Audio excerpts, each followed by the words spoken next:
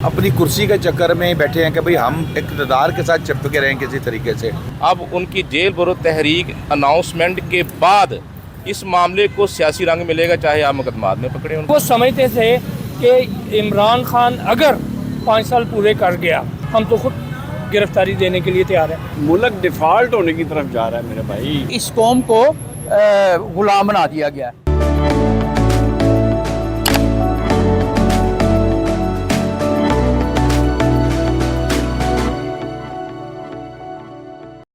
इंसाफ digital के programme press club के साथ मैं हसन तैमूर जखड़ आपकी खिदमत में हाजिर हूँ।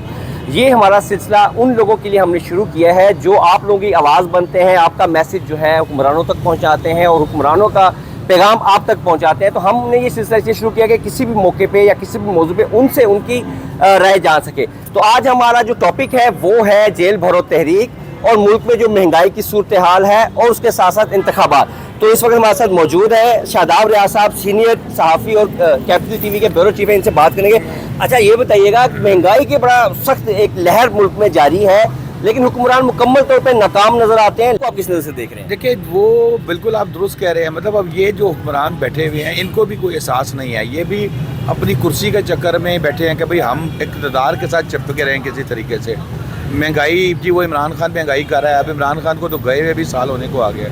आपकी अपनी चीज़ों के ऊपर कंट्रोल किया। वो जी इसहाक डार साहब आएंगे तो तबाही मच जाएगी। लो जी मच गई तबाही। इसहाक डार साहब हैं, वो जो डॉलर में रख लिया कुछ 250 था वो 250 आ गया। ये कोई तरीका नहीं इनके। इस वक्त इनको चाहिए पाकिस्तान के लिए सोचे, मेरे आपके लिए सोचे, लेकिन बदकिस्मती है हमारी कि कोई नहीं सोच रहा। चलें, ये शादाब रियाज साहब कह रहे थे कि बदकिस्मती है कि दोनों हुकूमतें, जो जाने वाली हुकूमत है उसने भी जो है नहीं सोचा हमारे बारे में, और जो मौजूदा हुकूमत है वो भी बिल्कुल बेहिसी का शिकार है। हमारे साथ इस वक्त और दोस्त मौजूद है।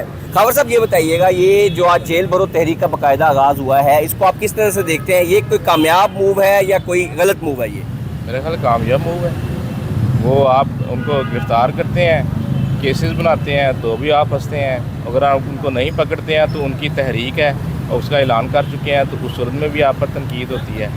तो मेरा ख्याल है उनकी ये कामयाब तहरीक है कि आप उनकी लीडरशिप पर मुकदमात हैं उनमें आप पकड़ लेते या उनमें वो गिरफ्तारियाँ देते तो और मामला था। अब उनकी जेल भरो तहरीक अनाउंसमेंट के बाद इस मामले को सियासी रंग मिलेगा, चाहे आप मुकदमात में पकड़े उनको। अच्छा, चेयरमैन नैब ने भी इस्तीफा दे दिया और बड़े सख्त रिमार्क्स देते हुए कि जी मुझे कहा गया फलां के भाई को पकड़ लो, फलां को पकड़ लो, मैं अब मजीद ऐसा कुछ नहीं कर सकता। उसके बाद आप किस नज़र से देखते हैं पूरे इस सिस्टम को जो एक मुकदमात कायम किए जा रहे हैं या पेशियाँ हो रही हैं? अच्छा, ये बात कहीं ना कहीं तयशुदा है कि मौजूदा जो गवर्नमेंट है ये मुख्तलिफ जमातों का मजमूआ है।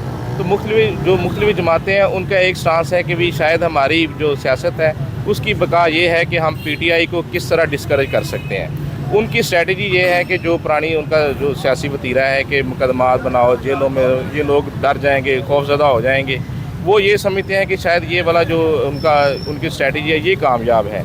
लेकिन अब फ्री ज़माना जो जिस तरह सोशल मीडिया एक्टिव है, आप एक किसी अपना अखबार को या किसी TV चैनल को मैनेज कर सकते हैं, लेकिन सोशल मीडिया जिसका मेरे पास अख्तियार है आप मुझे कैसे मैनेज कर सकते हैं? कितने लोगों को मैनेज कर सकते हैं आप? तो मेरा ख्याल है कि ये आज़ादी जो आई है, इस आज़ादी ने लोगों के अंदर जो उनकी ख्वाहिशात हैं उनको एक खबर बना दिया है। इमरान खान से उनको क्या मसला था, वो मसला ज़रा बताएं। देखिए, एक तो इमरान खान खुद बताते हैं, दूसरा कुछ हम भी थोड़ा सा शौर रखने वाले जो भी लोग हैं वो ये समझते हैं कि इमरान खान ने एक ऐसे निज़ाम के खिलाफ को जद मारी थी। ये ख़ानदानी सिस्टम है, ये मिलके खाने का सिस्टम है, ये एक ऐसा सिस्टम था जिस पे इमरान खान ने जद मारी और वो समझते थे कि इमरान खान अगर 5 साल पूरे कर गया तो बहुत सारी चीज़ें ऐसी हो जाएंगी जो हमारे इख्तियार से निकल जाएंगी। फिर इन्होंने उसमें अमेरिका और ये सारे महंगाई ऐसा इशू था जो अवामी सतह पे इनको उसमें पजीराई मिल सकती थी। इन्होंने मीडिया मालिकान को मैनेज किया। तमाम TV चैनल, आपको पता होगा कि उस वक्त उनके एजेंडे पे एक ही बात होती थी, महंगाई। रोटी की कीमत उस वक्त अगर नान की कीमत 12 रुपये थी तो ये 20 रुपये बताते थे। आपको क्लिप निकाल के देख लें, मरियम कहती थी ये 20 रुपये का नान, 10 की रोटी, 20 का नान, फलां। उस वक्त एक्चुअली ये प्राइस नहीं थे मार्केट में। अब आप देखें कि पेट्रोल की कीमत कहाँ पे, कोई TV चैनल का किसी का कोई एजेंडा नहीं है महंगाई। आप मुझे ये बताइए, जेल भरो तहरीक भी शुरू हो गई है, ये कामयाब है नाकाम है, इसको आप किस नज़र से देखने हैं? क्या इस वक्त ये ज़रूरी थी? ये एक स्ट्रेटजी का हिस्सा ही होगा पीटीआई का कि आप कारकुनों का खौफ ये कैदियों की बस से निकाल दें। अगर कोई तहरीक शुरू करनी है तो उस वक्त सबसे बड़ा खौफ क्या होता है? गिरफ्तारियाँ, कैद और जेलें, मुकदमात। तो बुनियादी तौर पे मेरा ख्याल है कि ये इमरान खान की एक स्ट्रेटजी है कि आप कारकुनों में ये खौफ उतारें कि अगर ये किसी तहरीक को चलाना पड़ता है तो उसमें हम तो खुद गिरफ्तारी देने के लिए तैयार हैं। इससे ज़्यादा ये इसके कोई मकसद नहीं है और ये इसमें काफ़ी हद तक ये कामयाब हो। जी, इलेक्शन का भी अनाउंस कर दिया सदर मुल्क ने पंजाब और केपी में। आप अच्छा अपनी राय दें, इस वक्त ऐसी क्या सूरत लग रही है कि इलेक्शन अगर होते हैं तो कौन सी जमात जो है जीतने के उसके इम्कानात हैं? ये तो पता है, एक बात लोगों के देन में ये होनी चाहिए कि बाई इलेक्शन और जनरल इलेक्शन में बहुत फ़र्क होता है। जी बिल्कुल। ये बाई इलेक्शन की सूरत हाल मुख्तलिफ होती है।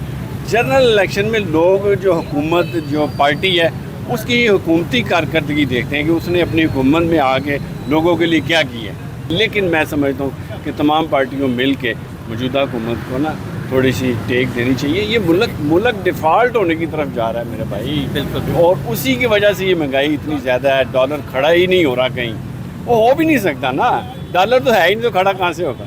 कोई होगा तो फिर खड़ा होगा ना जी। तो ये सूरत हाल है। मैं समझता हूँ महंगाई जितनी अब बढ़ रही है और बढ़नी है, बिल्कुल। अगर इकनॉमिक और पॉलिटिकल सिचुएशन इसी तरह ख़राब रही तो महंगाई तो और बढ़ेगी। तो उसका रद्द अमल तो भुगतना पड़ेगा जो भी हुकूमत उस वक्त मौजूद होगी। वो बिल्कुल अल्टीमेट ये बात है कि इसका ज़्यादा जो है ना रद्द अमल वो शहबाज शरीफ एंड कंपनी को। जहांगीर भाई ये बताइएगा, एक तो जेल भरो तहरीक के हवाले से जो आज स्टार्ट हो गई है बाकायदा, ये कामयाब तहरीक है या नाकाम? और दूसरा सवाल भी हमारे साथ इसी से जुड़ा हुआ है कि ये जारी बात तहरीकें चलाने की नौबत इसलिए आई कि इस हुकूमत से लोग तंग हैं, और तंग क्यों है? महंगाई की वजह से। भाई मेरी बात सुनो, जो जर्नलिस्ट होता है ना उसकी कोई पार्टी नहीं होती, उसकी जो उसका जो होता है ना अपना उसका इंटरेस्ट जो होता है ना वो आवाम की फलाह बहबूद होती है। अगर आवाम जो है उसकी फलाह बहबूद हो रही है तो सब ठीक है। आवाम जो है वो इस वक्त पिसी जा चुकी हुई है। महंगाई जो है वो कमर तोड़ है, ठीक है। होशरुबा इजाफा जो है चीज़ों की कीमतों में वो किसी को नज़र नहीं आ रहा। मुल्क के अंदर इंसाफ नाम की कोई चीज़ नज़र नहीं आ रही, ठीक है। यहाँ पे हर बंदे ने अपनी जो है ना वो मस्जिद जो है ना 1.5 इंच की मस्जिद जो तामीर की हुई है। मसला ये है कि अब यहाँ पे ये वो वक्त आ गया कि इस कौम को ग़ुलाम बना दिया गया। यहाँ पे कौम का भी थोड़ा सा कसूर है कि क्योंकि जब तक किसी को ग़ुलामी पसंद ना हो तो उस वक्त तक आपको कोई बंदा जो है ना ग़ुलाम नहीं बना सकता। तो भाईजान मसला ये हो चुका है, कुछ हम भी थोड़ा सा जो है ना हमें भी पसंद है ग़ुलामी, ठीक है। हमें इन जंजीरों को तोड़ना पड़ेगा अगर हम चाहते हैं कि हमारी आने वाली नस्ल जो है महफूज हो जाए, ठीक है। क्योंकि आपने हर पार्टी को देख लिया, 3-4 साल पीटीआई के भी देख लिए, आपने 30-40 साल जो है नून लीग के भी देख लिए, और फिर अब पीडीएम आई है जो एक बहुत बड़ा जो है ना अजदा बना हुआ है, ठीक है। वो तो सब कुछ जो है निकलता जा रहा है, ठीक है। वहाँ शहबाज शरीफ ने कहा था मैं अपने कपड़े बेच दूंगा, मुझे नहीं लगता कि वो अपने कपड़े बेचेंगे, बल्कि वो पूरी कौम बेच देंगे, ठीक है। जिस हिसाब से अब जो है ना महंगाई बढ़ रही है, ये जो सारे चोर चक्के इकट्ठे हुए हैं ना ऊपर के सारे, इन सब की फैक्ट्रियाँ हैं, इनकी इंडस्ट्रीज़ हैं। जब ये हुक्मनामा जारी होगा तो उसका इम्प्लीमेंटेशन फ़ौरन जो हमारे जैसे ग़ुलाम लोग हैं ना जो, ठीक है, उनके ऊपर होगा, ठीक है। जब उनके ऊपर होगा तो फिर इनकी जेबों से पैसा जाएगा। और इसकी ग़ुलामी को तोड़ने के लिए ज़रूरी है कि अवाम तमाम हर किस्म का जो आदमी ना, मैं कहता हूँ मेरी सुजेशन है कि कम अज़ कम अपने सारे दिन के काम ख़त्म करने के बाद आप शाम को 5 बजे हर बंदा जो है ना वो ईमानदारी के साथ 1 घंटे के लिए सड़क पे आ जाए, ठीक है। सिर्फ सड़क पे आ जाए, कोई हरकत ना करे, कोई किसी किस्म की जो है ना वो किसी पाकिस्तान की किसी असासे को, किसी अमला को नुकसान ना पहुंचाए। डेली बेसिस पे आ जाएं, ठीक है। 1-2 महीना ये काम करें, मैं नहीं कहता अपने काम ही छोड़ दें, ठीक है ना। तो भाई ये पार्टियों के झंडे ख़त्म करें, ठीक है। ये सारी पार्टियां नाकाम हो चुकी हैं। आज तक इन्होंने आवाम की फलाह का कोई काम सिरे से किया ही नहीं। जी, ये थे जहांगीर हयात, और मैं तो समझता हूँ कि अच्छे खासे भरे पड़े थे, और जिन्होंने बिल्कुल आवाम की सही तर्जुमानी करते हुए इन्होंने बताया कि ये जो चाहे जेल भरो तहरीक हो, चाहे वोट को इज़्ज़त दो तहरीक हो, ये बेमायनी है तब तक जब तक के मुआशी हालात मुल्क के ठीक नहीं होते। और उन्होंने आवाम को मशवरा भी दिया है कि आवाम को चाहिए कि वो दिन में सिर्फ 1 घंटा अगर अपने लिए निकाल लें और सिर्फ सड़क पे आके खड़े हो जाएं तो यकीनन उनके हालात में काफ़ी फ़र्क पड़ सकता है। ये आज का प्रोग्राम बस इतना ही था। इंशाल्लाह अगले हफ्ते नए प्रोग्राम और नए टॉपिक के साथ आपकी खिदमत में हाजिर होंगे। अभी इजाज़त दीजिए, अल्लाह हाफिज़।